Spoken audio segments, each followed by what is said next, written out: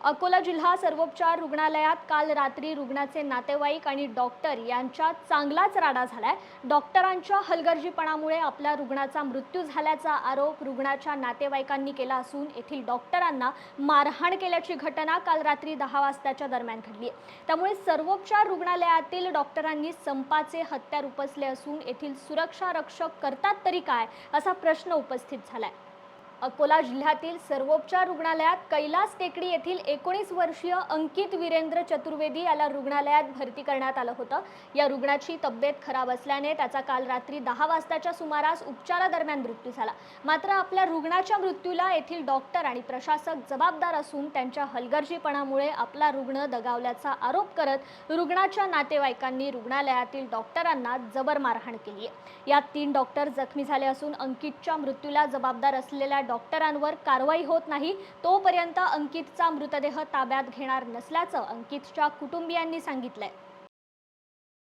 हमारे साथ में बहुत बड़ी इंसाफी हुई। कल जब वो एक्सीडेंट हो गया तो लेके आए, हमने उनको बोले कि इसको भर्ती कर लो, इसके सूझ जाता सवेरे तक में।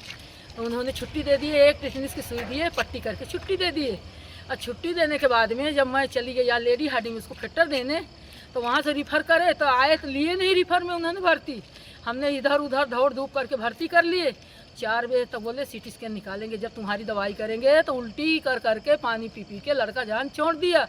आखिरी में जब जान छोड़ दिया, मुड़ गई मुंडी, तब लाए तो वेंटिलेटर में डाल दिए। कुछ दवाई करे नहीं, मेरे बच्चे के साथ में बहुत बड़ी इंसाफी करे डॉक्टर लोगों ने। हेमोफीलिया की बीमारी जरूर थी, लेकिन बहुत ताकतवर बच्चा था। अगर उसको उल्टी के टाइम में दवाई हो जाती थी तो वो उतनी कितने चक्कर उसको उतनी बीमारी में दर्द सहना पड़ा, लेकिन उसने झेल लिया वो दर्द को। लेकिन उसको जो है ना उल्टी होते होते होते होते उसने व्यस्त हो गया और जान छोड़ दिया। लेकिन ये लोगों ने एक गोली नहीं दी ला के, एक दवाई नहीं दी ला के। आखिरी में बच्चा मेरा हाथ छोड़ दिया। मेरे नातू है, मेरा नातू है अंकित वीरेंद्र चतुर्वेदी। हाँ, अंकित वीरेंद्र चतुर्वेदी। उसको 19 में लगा था, सब फर्स्ट ईयर में था। उसको पेट प्रयांत से हेमोफीलिया थी। फिर वो उसको गया था काम पे कहीं दोस्तों के साथ में, तो एक्सीडेंट हो गया था, तो उसके मार लग गई थी। और उसको हेमोफीलिया में कैसे मार लग जाती तो फिर खून बंध जाता उसका, तो खून बंध गया। लेकिन हम दवा खाने में गुहारे लगाते रह गए, लेकिन कोई मेरी गुहार सुना नहीं, कोई गुहार सुना नहीं। यहाँ ही मारहाण झाल्यानंतर येथील डॉक्टर चांगलेच संतप्त झाले असून स्वतःच्या सुरक्षेसाठी ठोस उपाययोजना आणि हल्ला करणाऱ्यांवर कारवाई होईपर्यंत डॉक्टरांनी संपावर जाण्याचा निर्णय घेतलाय। विशेष बाब म्हणजे जिल्हा सर्वोपचार रुग्णालय हे अति संवेदनशील म्हणून गणले जाते, पण येथील सुरक्षेसाठी असलेल्या पोलीस चौकीत कर्मचारी फक्त नावापुरते आहेत, तर दुसरीकडे अति संवेदनशील असलेल्या अपघात आणि क्रिटिकल वॉर्डातील महाराष्ट्र सुरक्षा बलाचे कर्मचारी सतत आपल्या मोबाईलमध्ये व्यस्त असल्याने येथील डॉक्टर आणि कर्मचाऱ्यांचा जीव धोक्यात असल्याचं रात्री डॉक्टरांना झालेल्या मारहाणीतून दिसून येतंय। या प्रकरणी सिटी कोतवाली पोलीस ठाण्यात दोन्ही बाजूंच्या तक्रारी दाखल करण्यात आल्या असून पुढील तपास सुरू आहे। 3/5/2024 झालेली सर्जरी सर्जरी ICUची घटना आहे। आमच्या इकडच्या रेसिडेंट डॉक्टर्सवर आज मारहाण करण्यात आलेली आहे। जे आमच्याकडे एक पेशंट जो ॲडमिटेड होता, ज्याची ऑलरेडी प्रकृती खूप गंभीर होती, ही त्याच्या नातेवाईकांना पूर्णपणे कल्पना दिल्या गेल्यावरही जेव्हा तो मृत्यू पावला तेव्हा तिकडे असलेल्या डॉक्टरांवर नातेवाईकांनी मारहाण केली। त्यांना अक्षरशः चपलांनी वगैरे मारलेलं आहे। आमच्या डॉक्टरांच्या तोंडावर चांगलीच गहिरी जखम झालेली आहे। त्याच्यामुळे लोक आमच्याकडून अपेक्षा करतात की आम्ही त्यांची मदत करावी, पण जेवढे आम्ही आमच्याकडे परीने प्रयत्न होता तेवढे सगळे प्रयत्न केल्यानंतरही जेव्हा असं काही दुर्दैवी घटना घडते तेव्हा त्यांना असं वाटतं की आम्ही त्यांचे शत्रू आहोत।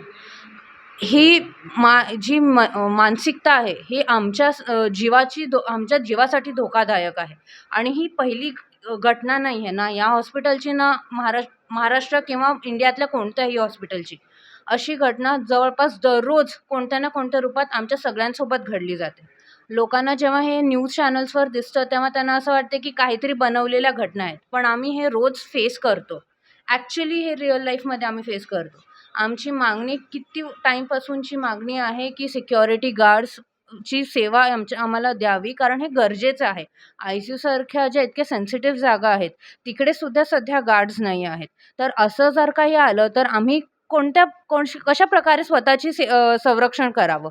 तर जोपर्यंत सिक्युरिटी गार्ड्सची व्यवस्था केली जात नाही आणि जे नातेवाईक ज्यांनी हे काम केलेलं आहे त्यांच्यावर योग्य ते कार्यवाही केली जात नाही, तोपर्यंत आम्ही डॉक्टर्सनी ठरवलेलं आहे आणि आमचे जे असोसिएशन आहे त्यांनी ठरवलेलं आहे की आम्ही सेवा बंद करणार आहोत. आपत्कालीन सेवा जी आहे पुढल्या 24 तासपर्यंत चालू राहील. पण जर त्याच्यावर योग्य ती कारवाई झाली नाही आणि आमच्या मागण्या पूर्ण करण्यात आल्या नाही, तर मग आम्ही आपत्कालीन सेवा ही बंद करू.